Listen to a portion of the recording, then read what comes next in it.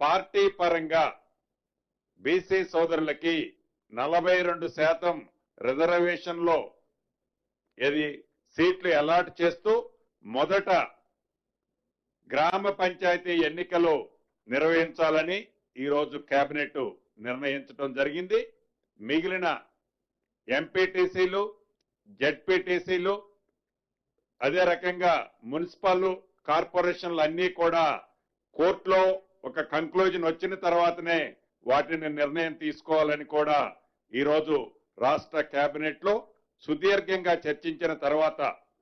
రాష్ట్రానికి కేంద్రం నుంచి రావాల్సిన సుమారు 3,000 కోట్లు గడిచిన 2 సంవత్సరాల నుంచి ఏవైతే ఉన్నాయో అవి కూడా యాజ్ పర్ నామ్స్ ప్రకారం మార్చితో ల్యాబ్స్ అయిపోతున్న కారణంగా